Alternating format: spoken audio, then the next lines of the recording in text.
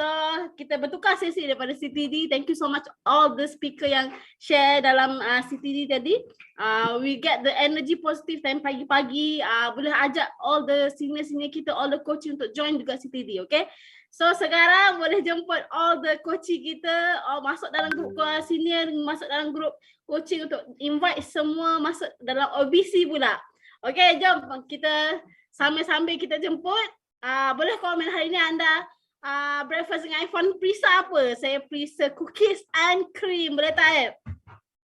Jom komen. CNC cookies cappuccino, CNC cookies and cream cappuccino CNC. Wow. Lagi kita ada 6 preset, okey, 6 preset. Wah, Chok Min ada lagi ya, stok. Lagi. Wow, banyak Okay, so Chok Min tu limited edition tau. So stay tuned untuk the next flavor. Okay. So adakah question dah ada? Okay, question kita dah ada. Okay, so sebelum kita menjemput Coach Lin tanpa membuang masa lagi, kita akan share something video yang menarik pada Coach Lin. Okay, jom kita dengarkan. Bismillah.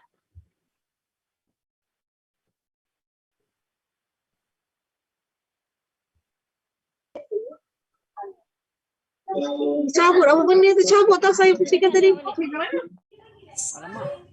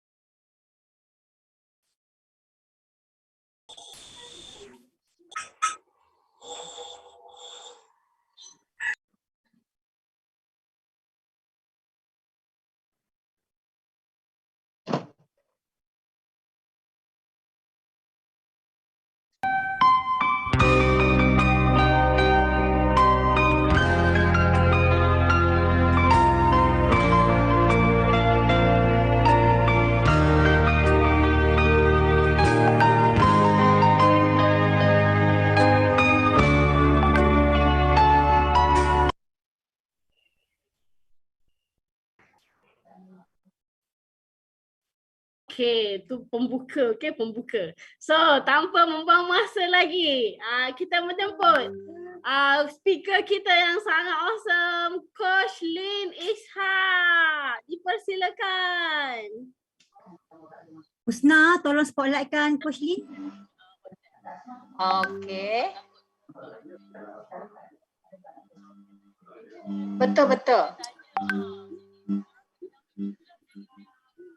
Ya, betul sangat.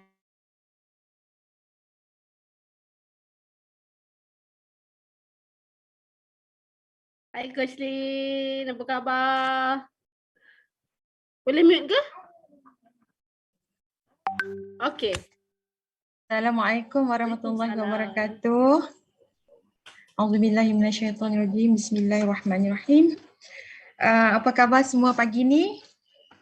Apa khabar hati? Siapa orang baru yang first time ikut program OBC? Boleh tulis kat chat? Ada orang baru tak yang kali pertama? Alhamdulillah. Kak Inta. Masya Allah. Ada sahabat-sahabat lama saya? Ramai tak dalam ni sahabat-sahabat lama saya? Masya Allah. Apa khabar Kak Ayah, Dik Laili, Adinda Nur Azman dan isteri, Ustazah Manis dan ramai lagi. Ini adalah kali pertama selepas 8 tahun.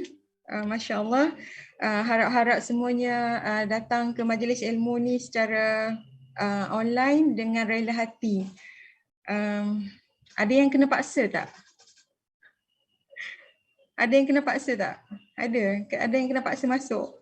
Masya Allah. Apapun sebenarnya kita semua ni telah ditakdirkan ya untuk bertemu dalam majlis ilmu InsyaAllah di sini pada pagi ni, moga-moga majlis ilmu ini diberkati oleh Khalik. Allahu Akbar. Nak tengok slide boleh?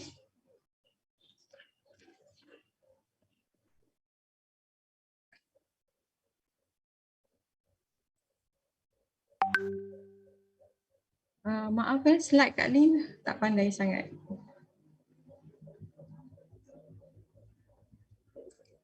Ya Kak. Slide.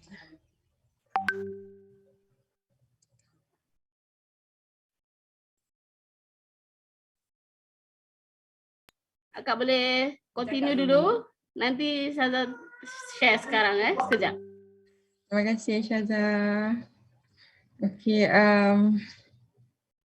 hari ini Kak Lin diamanahkan untuk menyampaikan sesuatu kepada semua sahabat-sahabat yang disayangi, yang dikasihi. Jadi Kak Lin memilih tajuk fitness qalbu menentukan fitness jasad.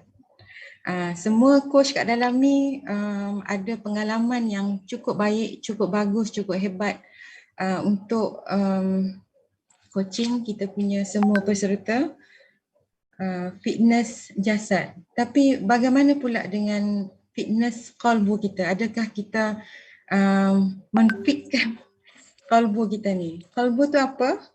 Qalbu kita selalu bila sebut qalbu hati. Love tu. Okay, hati yang kita faham tu sebenarnya ialah organ. Hati yang sebenar ialah roh. Roh tu dekat mana? Kita tak tahu. Roh dekat mana? Kita tak tahu. Samalah macam alam kubur. Kubur kita tahu.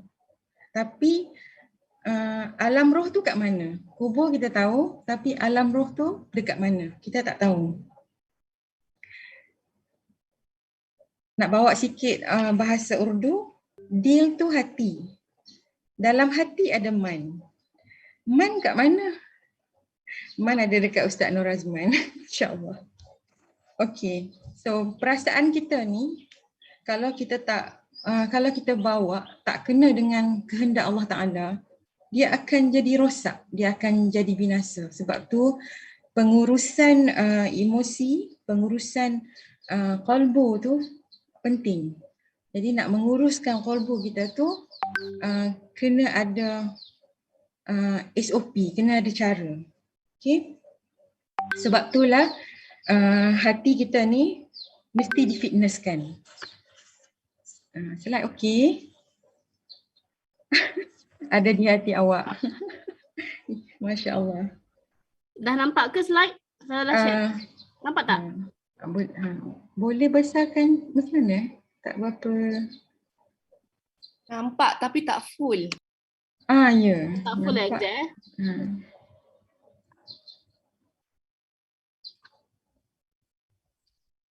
Yang ni okey ke? Masih belum full.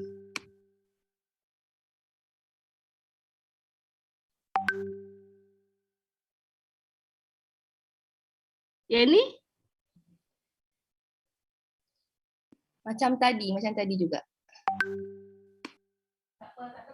Tak apa Kak, teruskan je. Dia teruskan macam ni je. Okey, tak apa. Steady Syaza, steady. Sama-sama steady kita. Okey, Kak Lin teruskan ya. So, apakah maksudnya fitness qalbu menentukan fitness jasad? Apakah maksudnya? Kenapa benda ni penting untuk kita semua? Kerana Kak Lin nak bawa beberapa situasi. Pernah tak dalam hidup kita ni berlaku kita dah jaga pemakanan, kita dah jaga nutrisi.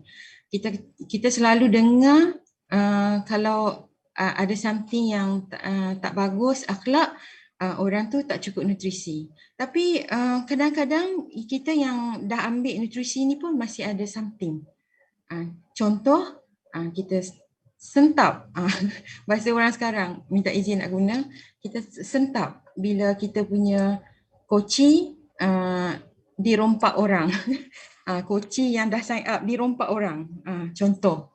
So dalam situasi yang lain pula, kita dah jaga dah circle yang positif. Tadi kan, circle, ya betul. Kita dah duduk dalam circle yang positif. Tapi dalam circle kita tu sendiri pun, kadang-kadang kita ada rasa kurang, kita ada rasa kosong, kita ada something dalam hati kita. Lepas tu yang paling kadang-kadang kita tak perasan yang kita ni perasan kita positif. Kita perasan sangat kita ni positif. Kita nampak orang dia negatif, kita merasakan, kita perasan kita positif. Padahal kita pun sebenarnya tak positif mana. Kita pun sedang dalam keadaan negatif, bukan positif. Dalam situasi yang lain, badan kita sihat, kita tak ada penyakit yang berat, kritikal.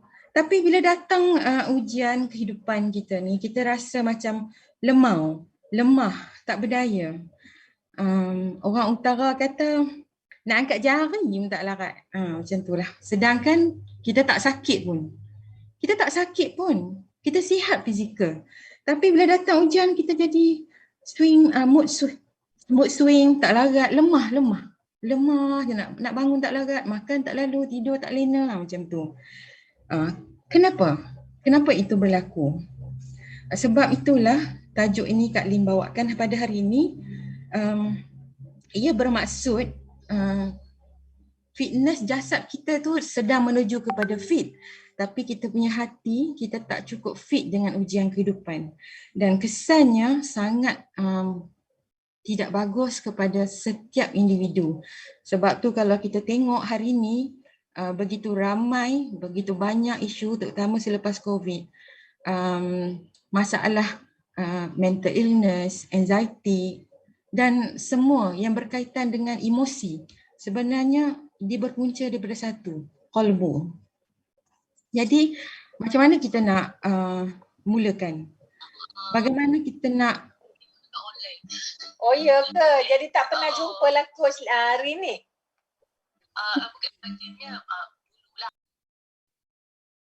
Bagaimana kita nak bermula? Apakah langkah awal kita nak fitkan qalbu kita? Slide boleh ke bawah tak? Oh, okey. Bawah lagi. Sebelum tu izinkan Kak Lin kenalkan diri. Okey, Kak Lin dari Bagan Serai Perak. Usia tahun ni 47 tahun. Seorang suri rumah hari ini. Dahulunya Kak Lin seorang usahawan. Ada 5 orang cahaya mata. InsyaAllah jika diizinkan Allah Ta'ala bakal menjadi nenek lah. Next slide. Ini Kak Lin dulu. Ini bukan edit, ini betul. Birthday Kak Lin pada tahun 2006. Saiz baju triple XL. 3XL, senyuman Kak Lin adalah senyuman yang paling manis. Sedang memotong kek birthday, surprise daripada staff dan anak angkat. Tapi itulah senyuman yang paling manis. Jadi Kak Lin dapat jawapan lah kenapa orang cakap Kak Lin sombong, garang, bos yang digeruni, ditakuti. Kerana tak tahulah, rasa senyum tu paling manis dah ni, potong kek kan, surprise. Tapi muka macam tu lah dengan saiz baju triple XL. Tak pernah kena body shaming. Ada orang Bagan Serai kat sini.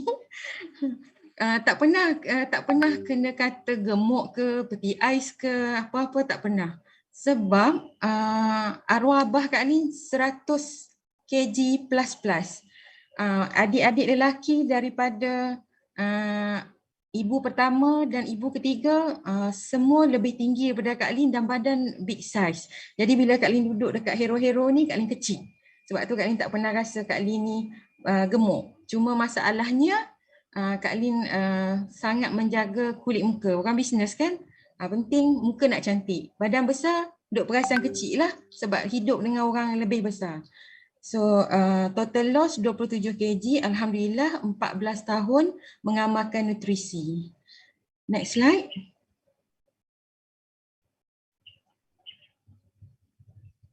Slide seterusnya. Okey, ni Kak Lin dah sudah dah tadi. Next. Baik. Okay. Kalau Kak Lee nak sentuh pasal emosi bidadari. Semua kat sini insya-Allah bidadari syurga. Amin. Emosi wanita ni adalah emosi yang paling konflik. Complicated pun wanita, semualah wanita. Kenapa? Sebab orang perempuan ni dia solat dia tak cukup 30 hari. Nak banding orang lelaki. Dia solat dia 15 hari, 20 hari, kan? Kalaupun dia sudah tamat haid, dia dah tak ada haid, dia dah menopause, dia ada datang pula hormon tak balance dan sebagainya. Banyak masalah kitaran perubahan hormon yang menyebabkan wanita ni beremosi. Wanita beremosi. Tapi adakah ini satu benda yang mesti kita biarkan melarat? Ikut sahajalah, kan? Sebab wanita emosi, so emosi je lah, kan? Tak. Kita kena atasi dengan iman. Iman lemah, sebab tu kita ni orang perempuan tak matang-matang lagi. Walaupun dah jadi nenek pun dia punya merajuk dia macam budak-budak. Kadang-kadang cucu pun confused. Kenapa nenek ni lebih kurang macam kita je, yang anak-anak ni, yang cucu-cucu ni. Lepas tu yang suami fikir macam-macam cara nak memujuk, beli jiwa. Sebab apa? Sebab nak pujuk isteri yang disayangi. Itulah buktinya sebenarnya matang ni bukan daripada usia kita sebenarnya. Sebab ramai orang tua perangai macam budak-budak. Dan bukan juga matang dengan pengalaman. Bukan. Sebenarnya matang kita ni pada iman, pada ilmu yang kita amalkan dan kita lulus ujian Allah. Selagi kita tak lulus, kita akan berperangai macam budak-budak lah. Bila kita berperangai macam budak-budak tu, kita tak matang-matang lagi. Tanpa iman minta maaf. Memang kita susah nak pergi satu stage lagi yang betul-betul matang. So bidadari kita semua ni diuji dengan hormon, kesihatan, kemudian peningkatan usia, keletihan, penat kan? Suri rumah penat, yang bekerja balik rumah pun penat. Kemudian itulah macam yang disebut tadi, iman. Kemudian luka batin ni dalam sangat. Sebab tu bila ada banyak luka batin akan menyebabkan wanita mudah stres. Luka batin ni contohnya lah, dia marah zaman kanak-kanak dia, ada benda dia tak puas hati, dia bawa-bawa sampai besar. Lepas tu dia sedih, dia merajuk. Bila ada marah, sedih, merajuk ni cemburu datang. Bila cemburu tu datang, cemburu datang sebab membanding-bandingkan dengan orang lain. Terlalu membandingkan, akhirnya akan bawa kepada dendam. Bila datang semua perangai ni, sebenarnya dia adalah ciri-ciri warisan sifat iblis. Jadi nak jadi bidadari syurga tak boleh ada ciri-ciri tu, kena buang. Macam mana nak buang? Macam mana nak buang tu? Macam ni lah kita duduk dalam antaranya majlis ilmu yang sebegini. Kita keluarkan diri kita daripada kejahilan dengan duduk dalam majlis ilmu dan duduk dalam circle yang sama hala tuju. Sebab kita nak berubah. Bila kita nak berubah, kena duduk dengan orang yang nak berubah lah. Kalau kita duduk dengan orang yang tak nak berubah, kita pun macam tu, tak berubah-berubah. Dan sebenarnya lagi, luka batin ni berlaku sama ada kita dibebani ataupun kita membebankan diri sendiri. Macam mana kita membebankan diri sendiri tu? Next slide.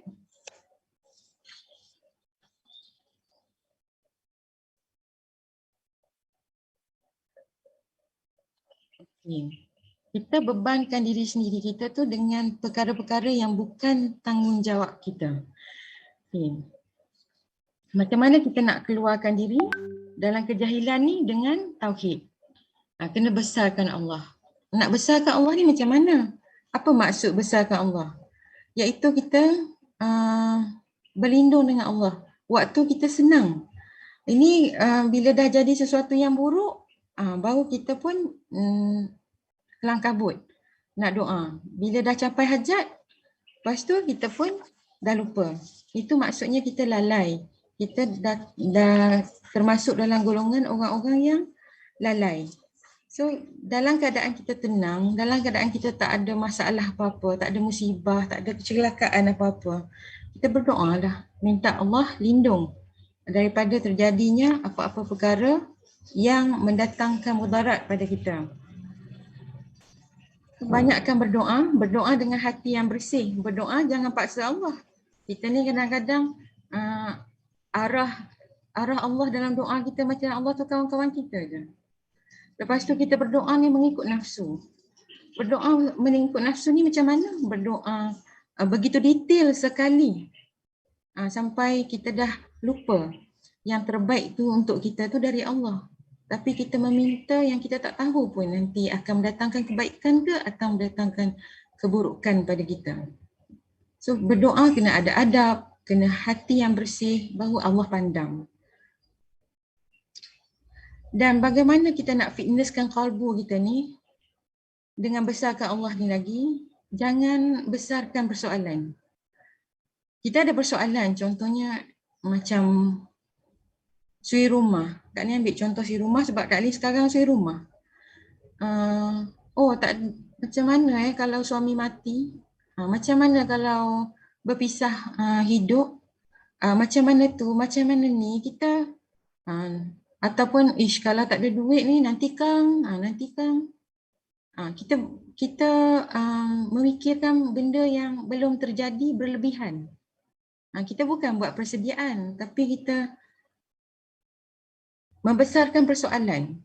Sampai kita ni berburuk sangka dengan Allah, akhirnya kita akan melatah. Itu akan membawa kesan kepada jiwa kita. Jiwa kita semakin tak tentu arah. Kita akan jadi orang yang resah gelisah. Kerana kita duk fikir-fikir jauh sangat benda yang belum jadi. Next.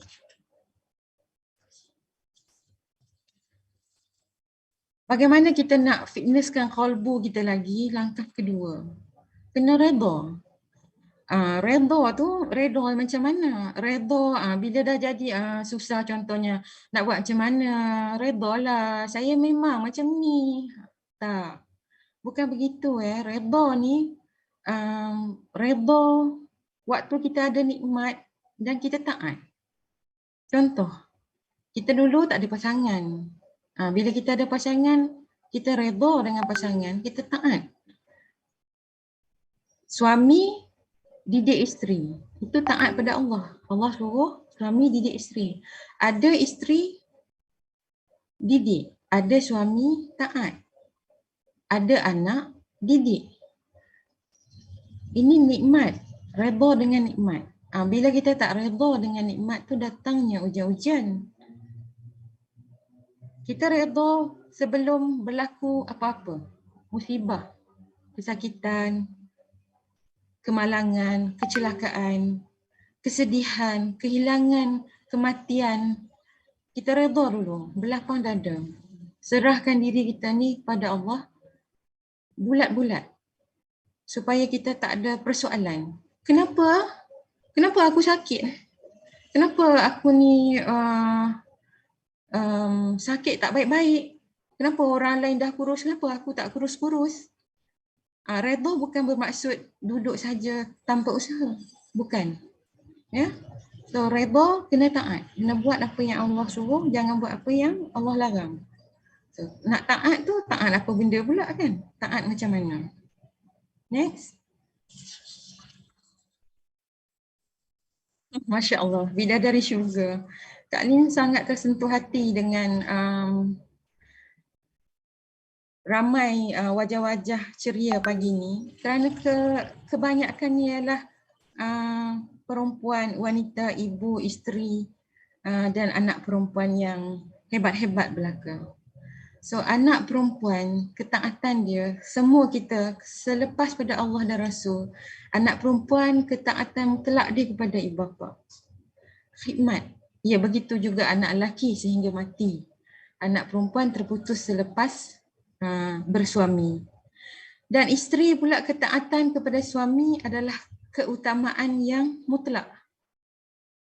tak boleh tidak. Apa-apa bincang. Memang akan ada banyak perkara yang berlaku sesuai pada isteri, tak disukai oleh suami. Perlahan-lahan. Kena banyak sabar, kena banyak fahamkan suami. Contoh, isteri nak minum shake ni. Suami cakap tak payah, tak boleh. Bazir duit. Boleh beli benda lain lagi banyak. Tapi kita dah faham ni, nutrisi, kebaikan nutrisi, manfaat, dan kita dah tengok banyak testimoni. Macam mana kita nak taat pada suami, pada masa yang sama kita nak ambil benda sihat untuk badan kita. Itu kena sabar, kena banyak bincang, dan tak boleh kita nak sesuatu yang baik untuk kita tu sehingga kita meremehkan dan menidakkan suami. Isteri tanggungjawab besar mendidik anak, bukan mendidik suami. Suami mendidik isteri. Jadi mendidik anak, fokus kita ialah pada anak. Jadi jangan kita banyak sangat menegur-negur perangai suami macam suami kita tu kawan-kawan kita. Sebab kita dah langgar protokol. Nak cakap dengan suami ada cara. Dan ibu tunggal. Ada ibu tunggal kat sini tak? Balu ada tak? Boleh komen kat chat.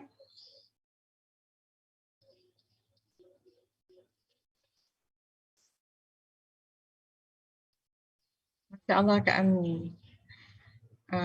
Alhamdulillah. Kak Lin mantan ibu tunggal. Sangat faham keadaan ibu tunggal dari sudut emosi, dari sudut ekonomi, dari sudut sosial, pandangan masyarakat, cakap-cakap orang, macam-macam. Ya, balu pun tak terkecuali. Kadang dah lama sangat balu pun macam-macam soalan orang tanya. Kan? Tapi kita rasa macam kita lonely kan, kita seorang je. Kan?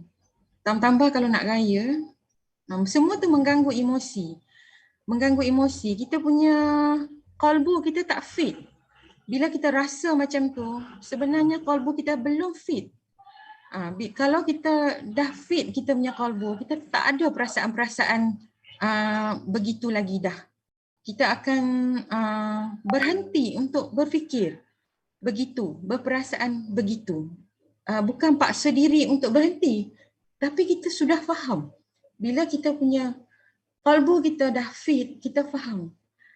Kita ni memang sendiri, tak ada pasangan, tapi kita tak akan pernah sendirian. Kerana apa? Kerana Allah ada. Dan inilah akidah kita yang kita kena pegang kuat. Kita tak sendirian. Jadi kita ada Allah. Sentiasa dengan Allah susah dan senang. Jangan cari Allah waktu kita sedih, duka cita, tak cukup wang, ada cabaran-cabaran mendidik anak, cabaran-cabaran dengan jiran tetangga. Tapi kita sentiasa dengan Allah, suka duka hidup kita, penyerahan diri yang mutlak kepada Allah Ta'ala. Dan jika panjang umur kita akan menjadi seorang nenek daripada anak perempuan, kepada isteri, diuji Allah sama ada ibu tunggal ataupun balu. Kemudian kita akan pergi kepada satu step lagi, nenek. Nenek yang macam mana kita nak jadi? Nenek yang solehah ke? Nenek yang membawang, menyerai, mengunyit ke? Kan? Mengunyit pula. Sorry. Masya Allah. Dan nenek ni, nenek yang macam mana? Adakah nenek yang nampak fit boleh hiking, boleh tu, tapi kalbu tak sihat. Ada je perasaan-perasaan yang something, sesuatu sangat. Ataupun dia nenek yang membawang-bawang tadi.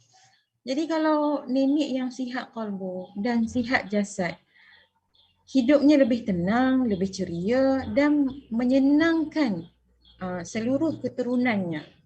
Itulah kita nak pergi kepada bidadari syurga. Kita nak jadi ketua bidadari kan, sepersediaan kita ni bukan saja pada dunia tapi pada akhirat sebenarnya. Next slide.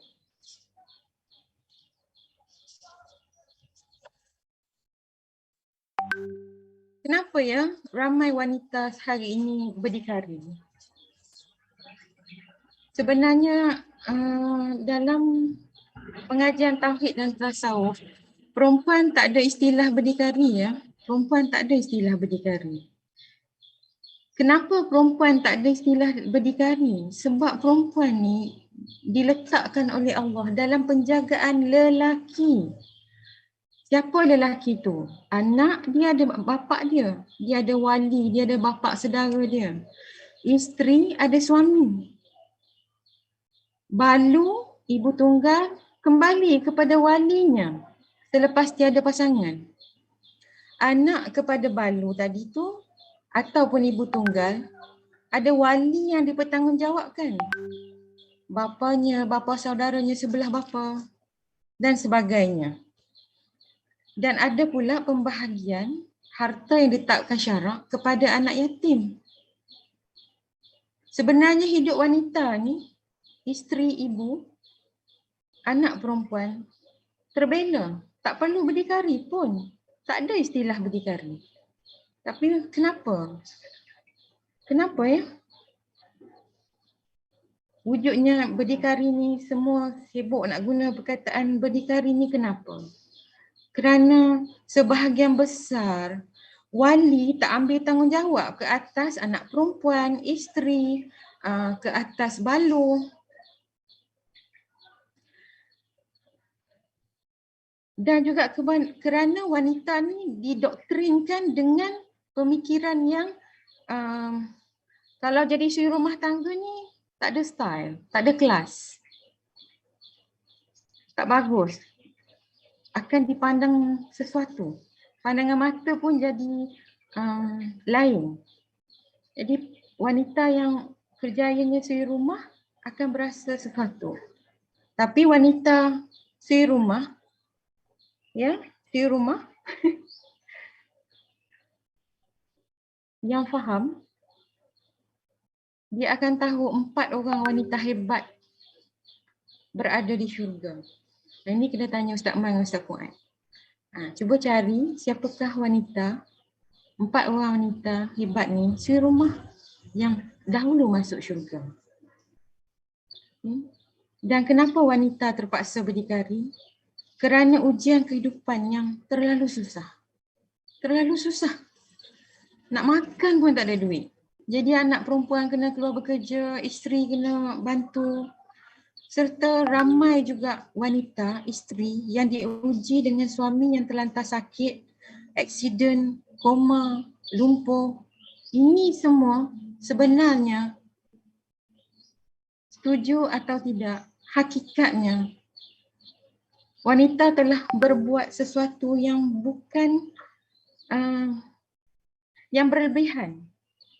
Sedangkan wanita ini asasnya ialah khidmat pada suami, mendidik anak. Tapi oleh kerana takdir perjalanan kehidupan sama ada dibebani atau membebankan diri. Adakah wanita tak perlu ada duit? Tak perlu ada harta? Tak. Wanita boleh ada harta. Boleh ada wang, tapi jangan kumpul harta. Banyakkan bersedekah, insya-Allah. Next slide.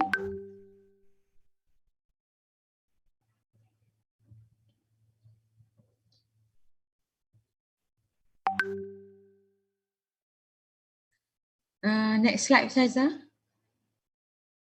Terima kasih. Wanita yang berkerjaya seperti kita yang berbisnes. Sangat penting untuk kita menjaga kita punya qalbu kita. Perbetulkan niat selalu. Jaga taat kita pada Allah, pada Rasul, pada suami. Kalau yang belum berkahwin, pada ibu bapa. Jangan kita ni meremeh-remehkan orang tua kita.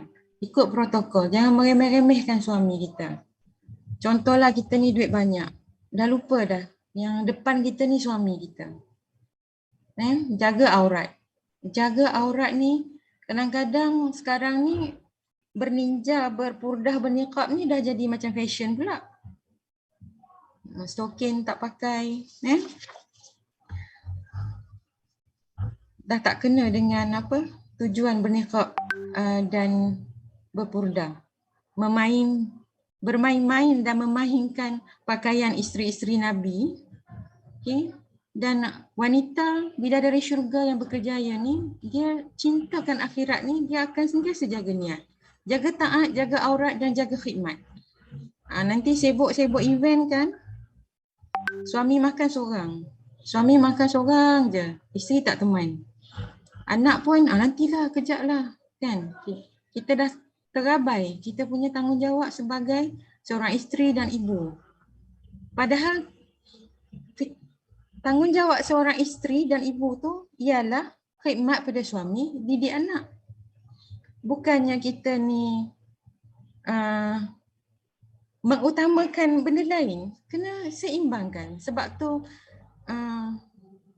Kak Lin dulu mula-mula terlibat dengan kerjaya sebagai seorang coach, wellness coach ni, selalu disebut-sebut leader otai-otai yang dah 15-14 tahun menggunakan nutrisi.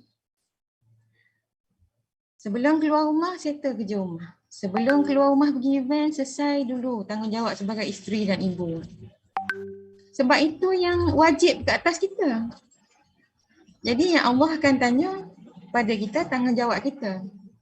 Kadang-kadang ada isteri yang Allah uji dapat suami yang tak bertanggungjawab. Itu suami dengan Allah. Kita dengan Allah macam mana pula? Sebab tu keburukan orang tak akan menjadi keburukan kita selagi kita tak buat keburukan tu. Fitnah orang tak akan jadi nyata selagi kita tak melakukan fitnah tu. Dan bila kita berduit, berharta, berwang, kena sentiasa jaga diri baik-baik ya. Kita semualah. Ingatan yang paling terutama pada Kak Lin sendiri. Adakah ia satu keperluan atau kemahuan? Kemahuan ni, perasaan ni ialah nafsu. Kemahuan ialah nafsu ya. Kadang-kadang tak berkerjaya pun, suri rumah je. Tapi dia punya nafsu, kumpul Tupperware tu, penuh almari, tak digunakan tu. Allah tanya tu. Ataupun yang kaki masjid, kaki surau. Dia punya koleksi tudung, jenama tudung ni, punya banyaklah rumah, tak terpakai pun. Itu pun Allah akan tanya. Tak berkerjaya pun, suri rumah je. Jadi kita ni kena, wanita, kena sangat berhati-hati. Adakah kita ni menabung untuk keperluan ataupun kita mengumpul harta untuk kepuasan nafsu kita? Orang ada apa kita nak? Orang ada apa kita nak? Orang tu perlu benda tu, kita perlu tak? Tanya balik, aku perlu tak benda ni? Kadang-kadang ada orang, dia ada harta banyak, dia ada duit banyak tapi hidupnya biasa-biasa sahaja. Kenapa? Sebab wanita, dia senang je masuk syurga. Tapi antara perjalanan yang ke syurga tu akan ada roadblocknya, ditanya ke mana harta dibelanjakan. Iyalah, lelaki pun begitu juga. Tapi Kak Lin nak fokus kepada bidadari syurga. Ni hati kita ni. Kita ni kalau tengok handbag, kalau baju biru, handbag biru kan, nafsu. Semua nafsu. So berhati-hatilah apabila kita ni melihat keseronokan dunia tu. Jangan sampai kita ni dah jadi hamba Allah yang kufur nikmat. Oh banyaknya kan, sampai kita lupa dah. Wanita, isteri, ibu yang berharta, berduit, banyakkan bersedekah. Banyakkan bersedekah, banyakkan buat infak, banyakkan buat amal kebajikan. Sedekah ni, sedekah ni kita selalu dengar je sedekah kita akan nampak rumah anak yatim, tahfiz, itu, ini. Sebenarnya, wahai bidadari syurga yang dikasihi semua, sedekah yang paling utama ialah pada suami. Suami kita. Sedekah yang paling utama, walaupun dia tak minta, tapi sedekah yang paling utama. Sedekah tu yang paling istimewa sekali. Kenapa? Sebab dia suami. Bukan senang ya nak lawan kita punya nafsu ni. Dia suami. Dialah kena tanggung saya, dialah itu. Okey. Suami dah tanggung kita sekadar kemampuannya. Tapi tak salah kan kalau kita bagi. Lepas tu kalau bagi riak pula. Bagi riak. Saya belikan itu kat suami saya. Saya ini, saya itu. Aku. Akhirnya datang sifat keakuan. Sifat keakuan ni sifat siapa? Sifat keakuan ialah sifat iblis. Iblis dikeluarkan oleh Allah daripada syurga kerana keakuan. Perasaan bagus, perasaan hebat, perasaan tinggi darjat, perasaan. Kita ni perasaan. Perasaan banyak. Lepas tu, yang paling ramai buat silap dan Kak Lin pun tak terkecuali mengungkit. Suami buat salah satu je. Kita punya ungkit tu, hujung keturunan. Apatah lagi kalau berlakunya penceraian. Buruk segala. Bekas suami buruk segala. Tak ada kebaikan langsung. Sampai tak ada langsung kebaikan. Begitulah hebatnya wanita punya nafsu. Kalau tak difitnesskan nafsu kita ni, qalbu kita ni, badan kita fit, pakai baju cantik, kesihatan kita mantap, circle kita bagus, tapi dalam kita macam mana? Sedangkan Allah tak pandang kita cantik, kita capai ideal weight ke, kita fitness ke, kita apa, Allah tak pandang pun. Allah pandang hati kita. Jadi ke mana hala tuju kita sebenarnya ni? Wanita tu mahal tau. Jangan kita sendiri yang downgradekan diri kita. Daripada hujung rambut sampai hujung kaki, kita ni mahal. Jangan sampai kita downgradekan diri kita. Kalau kita pernah downgradekan diri kita, jomlah sama-sama, ayuhlah kita kembali ke pangkal jalan. Dan memang kita akan tergelincir. Sebab itu kita perlukan duduk dalam circle yang sama tujuan. Tadi siapa yang ikut dari awal ada circle. Ustaz Ahmad ada sebut circle. Kita kena duduk dalam circle yang sama tujuan, sama hala tuju. Apa hala tuju kita ni? Nak pergi syurga. Kita nak pergi syurga. Wanita mahal. Nak sentuh pun kena bayar mas kahwin dulu. Tak boleh suka-suka hati nak sentuh. Kan? Apatah lagi nak duduk sebelah kan? Nak pegang pun kena sentuh. Kena tak sentuh pun kena akad nikah, ada mas kahwin. Begitu mahalnya wanita. Ya, bayar tol dulu kan. Okey, kalau kita ni bidadari syurga Allah dah angkat begitu tinggi, tiba-tiba kita sendiri yang downgradekan diri kita. Kan? Sekarang ni isu TikTok. Tak salah pun TikTok tu. Kalau guna cara yang betul. Tapi kalau melebih-lebih batasan, kita tanyalah diri kita balik. Kita bidadari syurga ke tak? Ya. Next slide.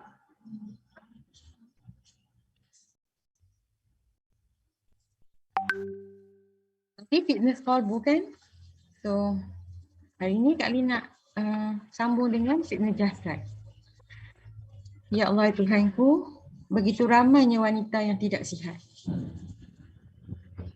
Kerana bila stres, makan tak henti ataupun tak makan langsung. Jadi fitness jasad dah terganggu dah ni. Bila sakit bertahun-tahun, akan rasa down. Ya, Kak Lin dulu, kenapa Kak Lin start menggunakan nutrisi ni? Full set, kenapa? Sebab sponsor Kak Lin, orang yang perkenalkan Kak Lin dengan Herbalife ni, orang pertama yang kenalkan Kak Lin dengan Herbalife ni, dia tanya satu soalan je dengan Kak Lin. Pernah tak satu hari tak makan ubat? Kak Lin fikir, makan ubat daripada umur 10 tahun macam coklat, macam colour ada, macam bentuk. Dan ada yang sampai sebiji RM6. Tertinggal je beg ubat tu, memang kena patah balik lah sebab tak boleh suka-suka hati pergi klinik ambil kan. Bila dia tanya soalan tu, Kak Lim fikir benda tu macam mustahil lah. Sebabnya family Kak Lim, mak, abah, tok, nenek semua ada masalah kesihatan. Jadi bila ada masalah kesihatan ni, kita jadi down sebenarnya. Kan? Bila ada kanser, rambut gugur. Bila operation berkali-kali, perut tak cantik. Betul? Lepas tu bila makan ubat tiba-tiba mengembang.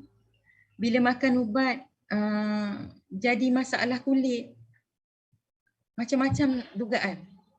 Sebab tu pentingnya kita menjaga kesihatan kita. Duhai bidadari syurga.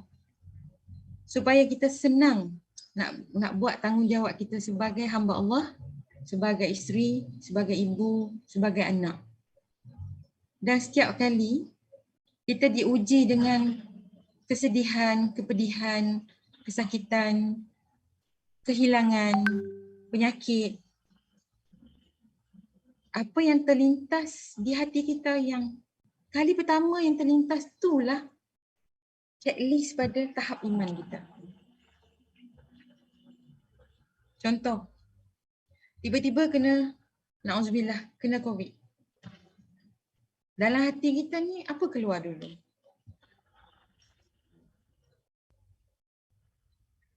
Apa keluar dulu? Sebab tu bila kita dengar ataupun berlaku pada diri kita benda-benda yang tak baik, selalulah kita sebut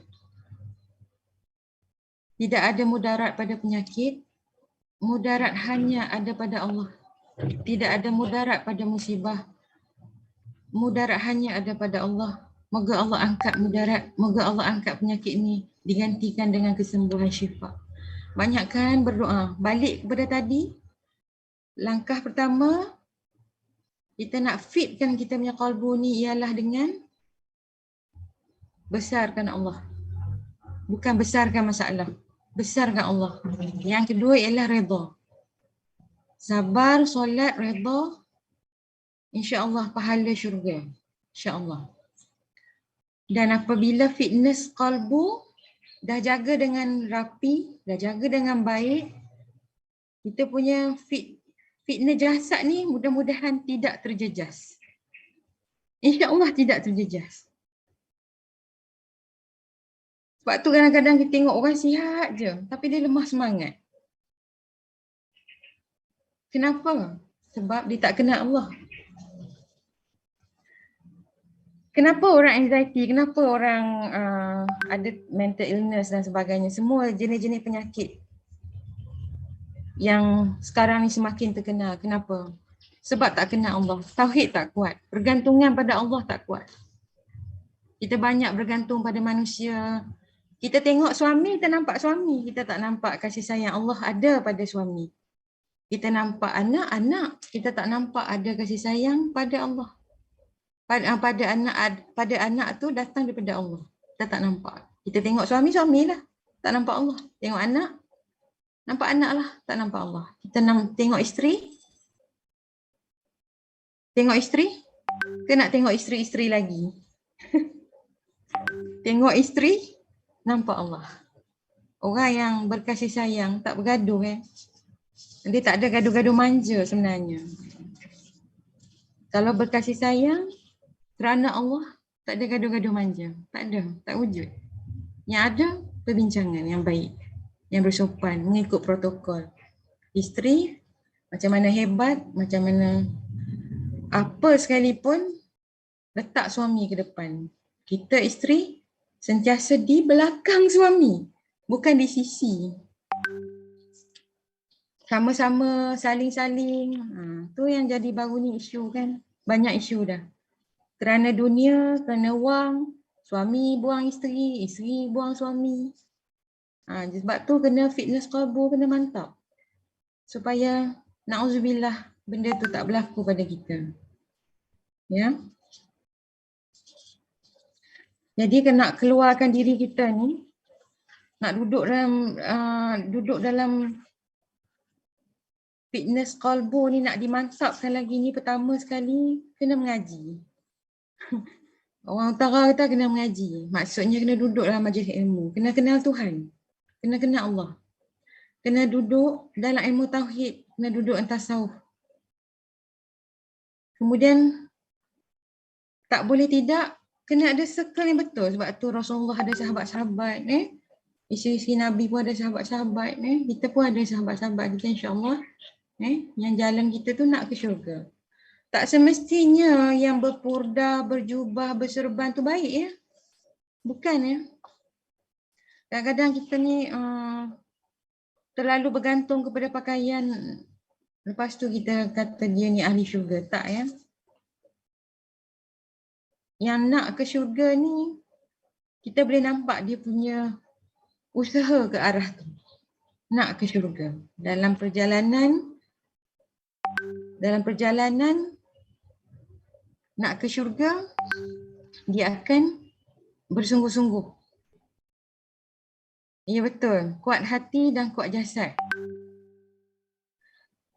Berkasih sayang kerana Allah sentiasa dalam memandang dengan kasih sayang Allah. Betul tu. Masya Allah. Panjang. Nadia Farha, mukmin yang kuat, lebih baik dan dicintai. Masya Allah. Terima kasih.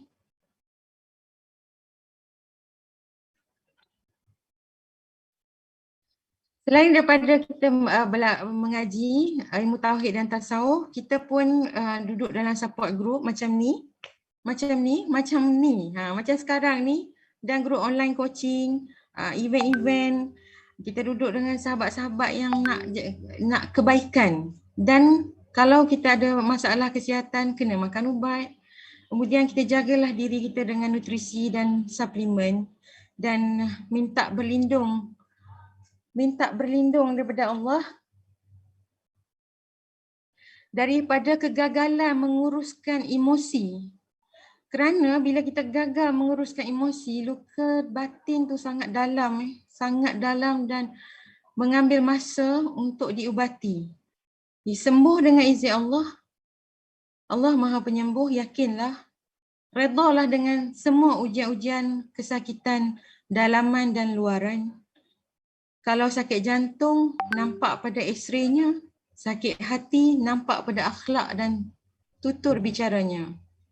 Kadang-kadang kita fikir, kenapa hati sakit? Selalu sakit hati. Siapa sakit hati ni? Sakit hati tu, sakit hati ni. Marah tu, geram ni. Kerana apa? Kerana hati tu sedang sakit. Hati kita sedang sakit. Sebab tu kita kena rawati hati kita tu. Fitkan kita punya qalbu. Dan bila kita ambil sebarang ubat, bila kita ambil produk, apa juga, jangan kita serahkan hak Allah kepada benda-benda lain. Allah Maha Penyembuh. Walaupun kita cakap makan ubat ni dengan izin Allah saya sembuh, tapi kita faham tak apa kita cakap? Ke kita copy paste je? Orang lain cakap, saya sembuh dengan izin Allah, kita pun guna perkataan tu. Tapi sebenarnya kita faham tak benda tu? Hakikatnya kita faham tak? Apa yang kita cakap tu, kita betul-betul faham ke tak? Dan sembuh bukan pada ubat, bukan pada produk, bukan pada alat, bukan pada benda. Tapi sembuh tu datang daripada Allah. Kemudian, bila sakit terlalu lama ni, ya, sebagai seorang coach, kita jumpa ramai orang yang sakit.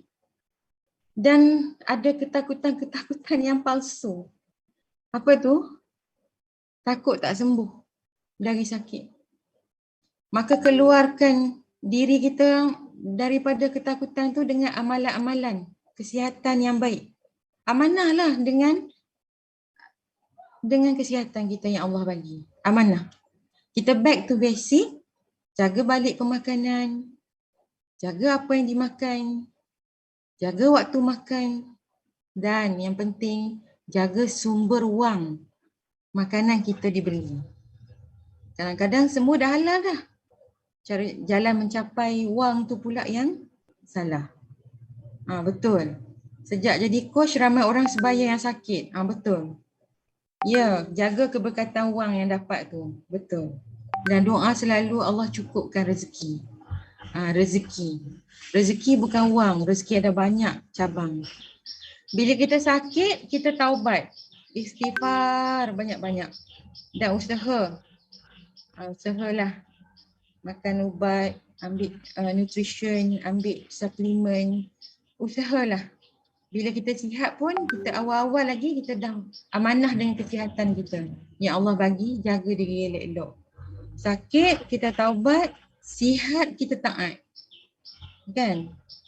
Sihat pun segan nak sembahyang kan? Sembahyang pun ujung-ujung je.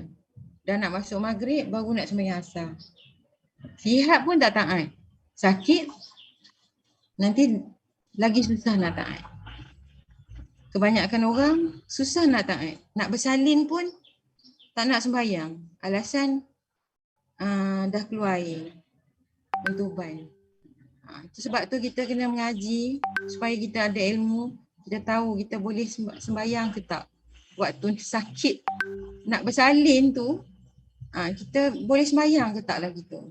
Sebab tu penting suami didik isteri. Penting ibu didik anak supaya hidup kita ni jadi orang yang berilmu. Tak ikut-ikut orang. Yang kita ikut-ikut orang tu yang kita sesat sana sini tu. Kemudian bila kita sihat lagi, jangan malas pula khidmat. Khidmat pada mak ayah, khidmat pada guru kita, khidmat pada coach kita. Contoh dalam event, pelawar diri, nak jadi action team ke, pelawar diri nak apa-apalah, memberi. Itu khidmat, itu adalah khidmat, sihat khidmat. Dan jangan mempelekehkan suami, santuni suami, utamakan suami, ikramkan suami.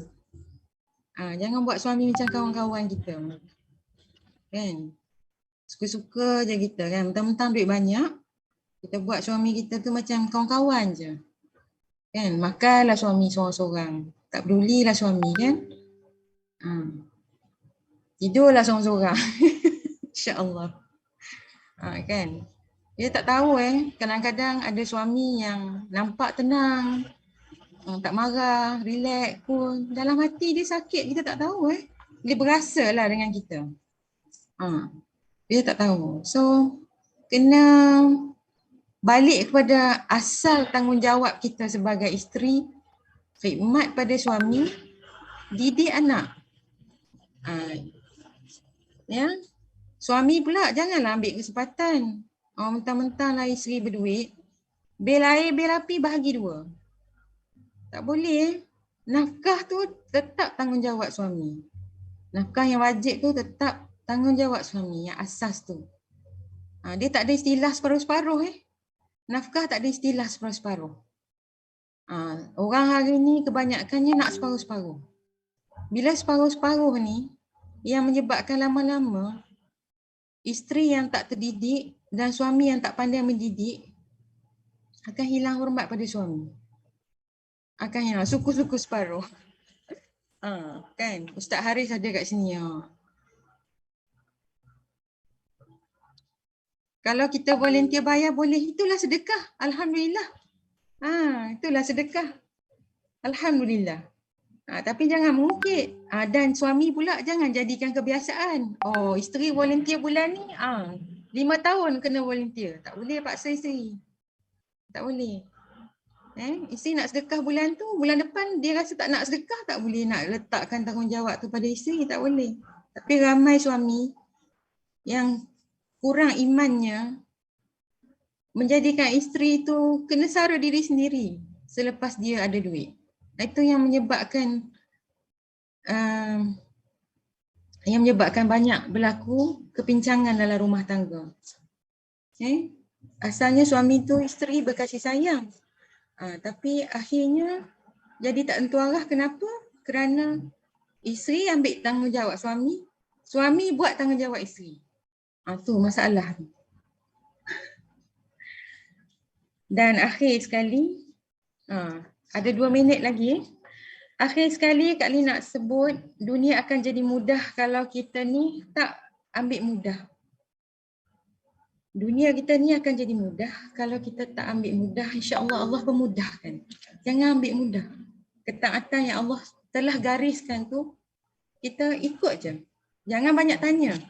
Allah kata macam ni, ikut je. Jangan kenapa tu, kenapa ni, mempersoalkan. Kita siapa nak tanya-tanya Allah macam tu?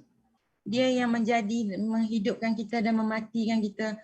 Tiba-tiba kita persoal Allah, banyak sangat soalan. Kan? Kalau dulu kita tak sedar, hari ni kita sedar. Ya, okey. Minta diri dulu. Thank you so much. Terima kasih Adinda Yati. Okey. So beramallah kerana kita mengenal Allah. Jangan beramal kerana susah. Jangan tunggu susah baru kita nak beramal, dan jangan juga beramal sebab kita nakkan sesuatu. Aku nak sedekah lah sebab nanti aku nak macam-macam ni habuan. Aku nak buat macam ni lah nanti Allah bagi pahala. Sedangkan ikhlas, yang sebenar-benar ikhlas tu, bila kita berbuat sesuatu tak harap apa pun, waimah pahala pun. Kita nak Allah je. Lain semua kita tak mahu. Kita nak Allah sahaja. Dan satu lagi, dalam kehidupan kita ni yang kita melalui kesusahan-kesusahan ni, janganlah kita berasa, oh aku ni terpilih. Terpilih dengan ujian-ujian dunia. Kita bangga sangat cerita kesusahan kita tu, kita bangga cerita. Dulu aku susah macam ni, terpilih. Hari ni aku macam ni. Jangan. Jangan berasa terpilih sangat. Kerana kadang-kadang sebenarnya akan reflect tentang amalan kita balik. Bagi orang yang dapat memerhati dengan betul. Sebenarnya dia reflect amalan kita. Kita dulu macam mana amalan kita? Jadi kenapa kita susah? Kerana kita tak persiapkan diri. Kenapa kita diuji? Kerana kita tak persiapkan diri. Dan akhir sekali, buanglah ego. Sedikit pun tak boleh ada. Ego tak boleh ada walaupun sikit sebab ia warisan sifat iblis. Tak boleh ada sikit pun. Ikhlaskan diri sebab kita nakkan Allah, bersihkan hati sama-sama kita. Saling tegur, menegur, saling sayang, menyayangi lillahi ta'ala. Berusahalah dengan yakin. Yakin dengan Allah, bukan yakin dengan usaha. Tolong type dekat chat. Berusaha dengan yakin. Yakin dengan Allah, bukan yakin dengan usaha. Dapat tak? Berusaha dengan yakin, yakin dengan Allah, bukan yakin dengan usaha. Okey? Tak ada yang type. Panjang ke? Alhamdulillah. Alhamdulillah. Terima kasih. Itu sahaja daripada Kak Lin. Salah silap, minta ampun, minta maaf dari awal perkenalan sehingga hari ini. Kak Lin hamba Allah yang banyak buat silap, belajar dari kesilapan, memperbaiki diri. Mudah-mudahan syurgalah hendaknya kita semua. Alhamdulillah, terima kasih banyak kepada semua tim coach, tim OBC, coach dan juga semua kenalan-kenalan baru. Itu sahaja. Assalamualaikum warahmatullahi wabarakatuh. Waalaikumsalam warahmatullahi wabarakatuh. Masya Allah, subhanallah, amazing sharing. Allahu Akbar. So banyak yang saya belajar, banyak words yang sangat menarik, yang sangat tersentuh dan deep. Boleh jom kita sama-sama kita type. Thank you Coach Lin, subhanallah.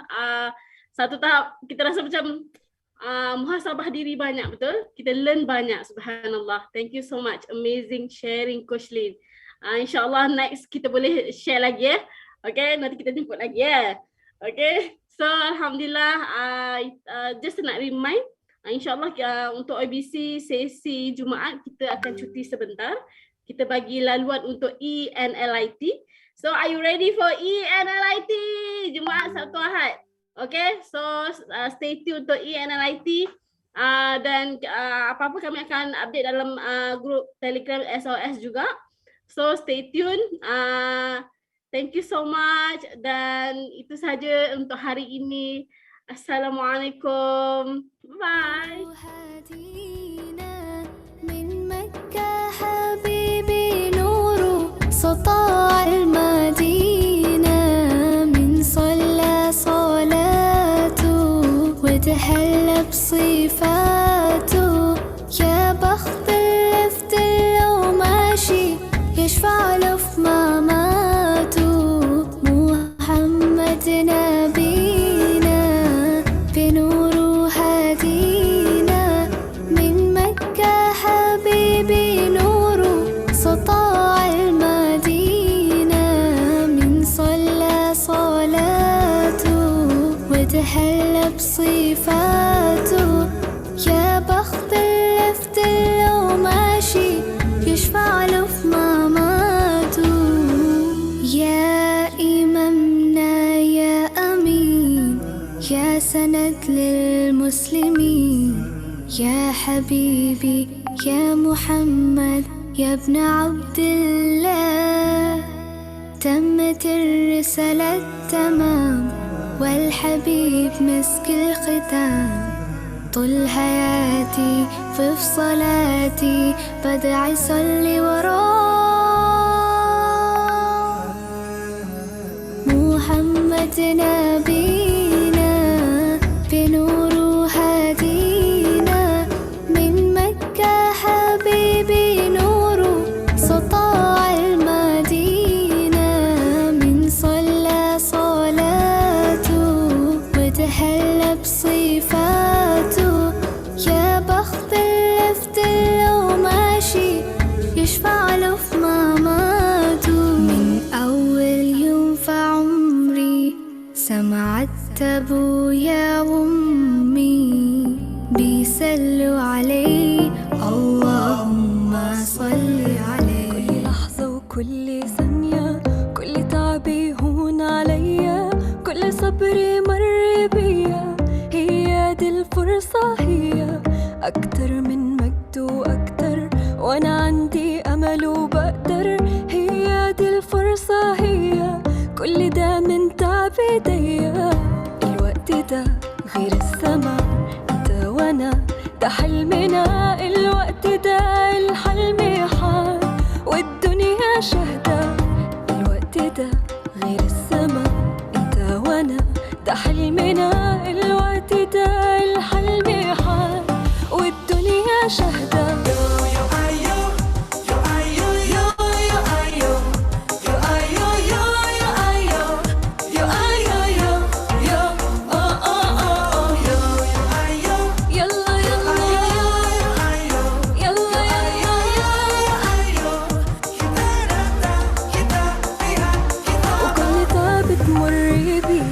وهي دي الفرصة دي كل عين تشوف